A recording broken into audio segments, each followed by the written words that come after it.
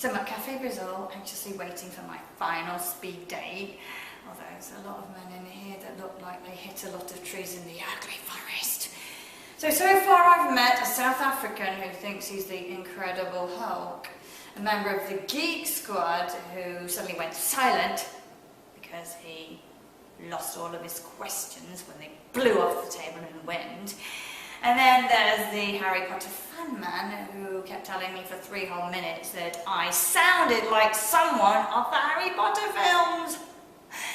Not to forget Mr. National Geographic, who got very excited at the prospects that I'm from the UK, telling me he's never dated a Ukrainian before. Oh, hello. I suddenly noticed a good-looking, athletic male, 50s, salt pepper hair, approaching me. Let's hope that he's not on day release. So he stops with this all-American Cheshire grin and he sits down in front of me. And I just can't wait for that buzzer to go off, but it doesn't. So I've got to intercept. Buzz! Thought I'd get the ball rolling. He smiles. East Texas, right? Haha. Waco, actually. Oh. Funny, seductive, and attractive and witty. So he puts this Cheshire grin smile and I continue with the banter. So, what do you do? He says, as little as possible. So let's hope that he's independently wealthy and not one of those 55-year-olds who still hasn't decided what he's going to do with his life. He continues, do you recognize me?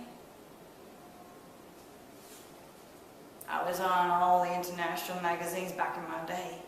Maybe it's my Elon Musk. Yes, thank you. So I look at him, direct in anticipation. I work for a huge multinational company, the Chippendales. So he holds out his hand for a handshake. Tarzan. So I reciprocate. Me, Jane? He laughs. No, that's my stage name. I see him reach for a gigantic cell phone. See, that's me with the long curly hair and chiseled body. All the women love me and they still stalk me today. So, what do you do now, and does it involve loincloth? But of course that goes straight over his head, doesn't it? To my surprise, he answers, I'm a dog nanny. So he walks dogs and gathers their poop? Maybe he's one of those people that likes those dodgy dog diapers? Then he starts to tell me how he likes to walk his neighbour's dog 3 times a day to keep him sane, and how he'd be lost and depressed if this dog died, and then how he'd lost his son years ago. Made me very sad, until I lost all feelings of empathy when he started to tell me about all his failed marriages. There was the first one who apparently returned the engagement ring, asking him to change the princess cut and his lifestyle, which of course he did, and he left the tour, and then she left him because he was no longer a famous Chippendale. Then there was wife number 2, I recall, was a previous stalker. Say no more. Then number 3 was pretty much like this cafe, hip, Brazilian, but mundane after the same cup of coffee 7 days a week. And he told me that he was very messy and he liked to have candy every morning at 2 a.m. So it goes on and on until he finally stops. And I think, wow, this is my moment. But of course I can't get a word in edgeways, can I? He cuts me off. Women need companionship. Women are lonely, you know.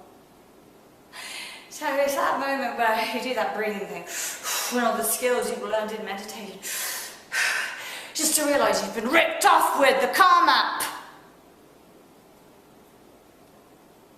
Sorry, but you seem to be the lonely one. I mean, walking a dog 3 times a day and picking up poop to avoid suicidal tendencies, not to mention showing your pick off of you in tighty whities and speedos and long greasy hair to women you've never met before. And by the way, this is speed dating, not talking on speed.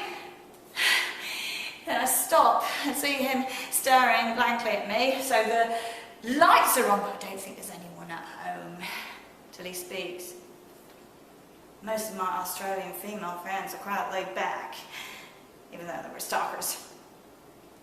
Then lose it. First, I'm not Australian, I'm British. Second, I'm not your fan and I never will be your future ex-wife stalker.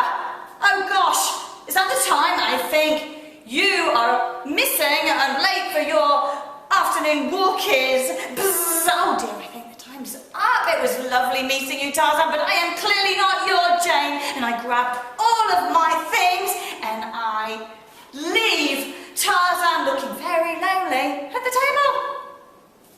Tarzan was not seen or heard of again until one day, while walking in the park, I saw a familiar looking face.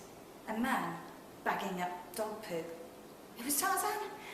So he approached me and he said, "You look familiar. Have we met before?"